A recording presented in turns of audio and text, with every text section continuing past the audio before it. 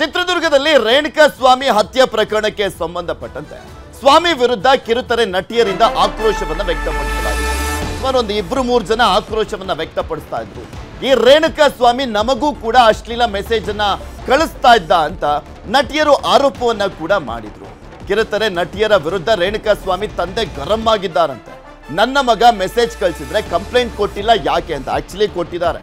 ಅಲ್ಲಿ ಪೊಲೀಸರು ಅಂದ್ರೆ ಕಂಪ್ಲೇಂಟ್ ಅನ್ನ ರಿಜಿಸ್ಟರ್ ಮಾಡ್ಕೊಂಡಿಲ್ಲ.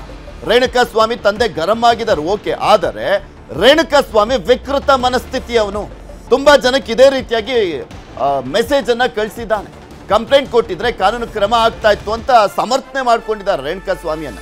ಆಕ್ಚುಲಿ ಅವರು ಬೇಸರದಲ್ಲಿದ್ದಾರೆ, ಬೇಜಾರಲ್ಲಿದ್ದಾರೆ. ಹೌದು, ಅದು ನನ್ನ ಮಗ ಏನು ಮಾಡಿಲ್ಲ ಅಂತ ಈಗ ಹೇಳ್ತಾ ಇದ್ದಾರೆ. ಆದ್ರೆ ಅದು ಆ ಸಮರ್ಥನೆ ಇದೆಯಲ್ಲ, ಅದು ತಪ್ಪು. ಆಕ್ಚುಲಿ ರೇಣುಕಾ ಸ್ವಾಮಿ ತಪ್ಪು ಮಾಡಿದ್ದಾನೆ ಸಾಕಷ್ಟು ವಿಚಾರಗಳಲ್ಲಿ. ಬೇರೆ ಬೇರೆ ಅಶ್ಲೀಲ ಮೆಸೇಜ್ಗಳನ್ನ ಕಳಿಸಿ ಬೇರೆ ಬೇರೆ ಅಕೌಂಟ್ಗಳನ್ನ ಕ್ರಿಯೇಟ್ ಮಾಡಿಕೊಂಡು ಚಿತ್ರಹಿಂಸೆ ಮಾಡಿ ಕೊಲೆ ಮಾಡೋದು ಉತ್ತರವೇ ಅನ್ನುವಂಥ ಪ್ರಶ್ನೆ ಇದೆ. ಅದು ಉತ್ತರ ಅಲ್ಲ. ನಮ್ಮ ಕುಟುಂಬವೇ ಈಗ ಬೀದಿಗೆ ಬಂದಂತೆ ಆಗಿದೆ ಅಂತ ರೇಣುಕಾ ಸ್ವಾಮಿ ತಂದೆ ಕಾಶಿನಾಥ್ ಶಿವನಗೌಡರ್ ಕಿಡಿಕಾರಿದ್ದಾರೆ. ಈಗ ಯಾರ್ಯಾರೋ ನಮ್ಗೆ ಹಾಕಿದ್ರು ಅಂತ ಟಿ ವಿ ಮಾಧ್ಯಮದಲ್ಲಿ ಭಾಷೆ ಕೇಳ್ತಾ ಇದ್ದೀರಿ. ನಾನೇ ಕೇಳ್ತಾ ಇರೋದು, ಇಷ್ಟು ದಿವಸ ಯಾಕೆ ಸುಮ್ಮನೆ ಇದ್ರಿ?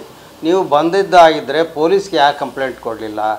ಕಾನೂನು ಕ್ರಮ ಕೈಗೊಳ್ಳೋಕ್ಕೆ ಬೇರೆ ಬೇಕಾದಷ್ಟು ಸಾಧನಗಳು ಇದ್ವಲ್ಲ ನಾನು ಕೇಳೋದು. ಆಮೇಲೆ ಏನೇ ಹಾಕಿದ್ರು ಕೂಡ ಈ ರೀತಿ ಚಿತ್ರಹಿಂಸೆ ಮಾಡಿ ಕೊಲೆ ಮಾಡ್ತಕ್ಕಂಥದ್ದು ಉತ್ತರವೇ? ನನ್ನ ಪ್ರಶ್ನೆ ಅವರಿಗೆ. ಯಾರು ಕೇಳ್ತಿದ್ದಾರೆ ಏನು ಹಾಕಿದ್ದಾರೆ ಅಂತ ಹಾಕಿದರೆ ಇದು ಉತ್ತರವೇ?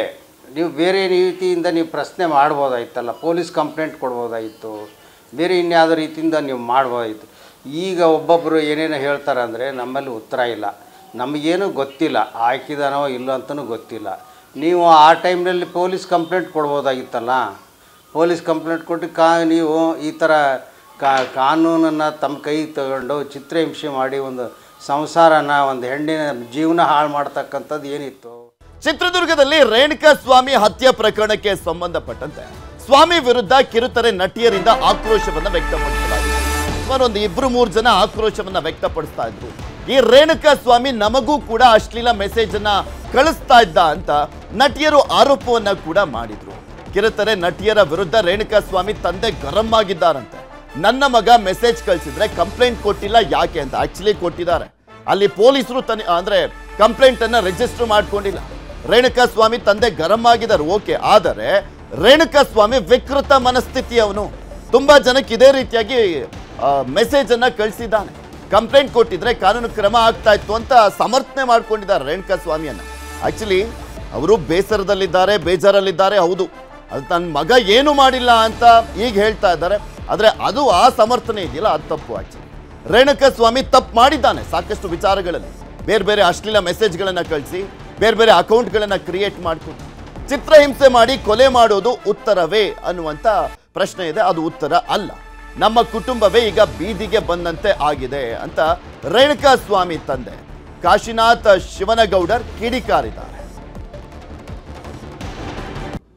ಈಗ ಯಾರ್ಯಾರೋ ನಮ್ಗೆ ಹಾಕಿದ್ರು ಅಂತ ಟಿ ವಿ ಮಾಧ್ಯಮದಲ್ಲಿ ಭಾಷೆ ಕೇಳ್ತಾ ಇದ್ದೀರಿ. ನಾನೇ ಕೇಳ್ತಾ ಇರೋದು, ಇಷ್ಟು ದಿವಸ ಯಾಕೆ ಸುಮ್ಮನೆ ಇದ್ರಿ? ನೀವು ಬಂದಿದ್ದಾಗಿದ್ದರೆ ಪೊಲೀಸ್ಗೆ ಯಾಕೆ ಕಂಪ್ಲೇಂಟ್ ಕೊಡಲಿಲ್ಲ? ಕಾನೂನು ಕ್ರಮ ಕೈಗೊಳ್ಳೋಕ್ಕೆ ಬೇರೆ ಬೇಕಾದಷ್ಟು ಸಾಧನಗಳು ಇದ್ವಲ್ಲ ನಾನು ಕೇಳೋದು. ಆಮೇಲೆ ಏನೇ ಹಾಕಿದ್ರು ಕೂಡ ಈ ರೀತಿ ಚಿತ್ರಹಿಂಸೆ ಮಾಡಿ ಕೊಲೆ ಮಾಡ್ತಕ್ಕಂಥದ್ದು ಉತ್ತರವೇ? ನನ್ನ ಪ್ರಶ್ನೆ ಅವರಿಗೆ. ಯಾರು ಕೇಳ್ತಿದ್ದಾರೆ ಏನು ಹಾಕಿದ್ದಾರೆ ಅಂತ ಹಾಕಿದರೆ ಇದು ಉತ್ತರವೇ?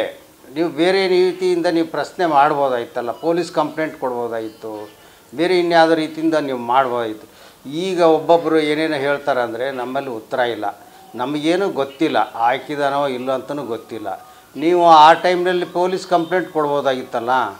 ಪೊಲೀಸ್ ಕಂಪ್ಲೇಂಟ್ ಕೊಟ್ಟು ನೀವು ಈ ಥರ ಕಾನೂನನ್ನು ತಮ್ಮ ಕೈ ತಗೊಂಡು ಚಿತ್ರಹಿಂಸೆ ಮಾಡಿ ಒಂದು ಸಂಸಾರನ, ಒಂದು ಹೆಣ್ಣಿನ ಜೀವನ ಹಾಳು ಮಾಡ್ತಕ್ಕಂಥದ್ದು ಏನಿತ್ತು?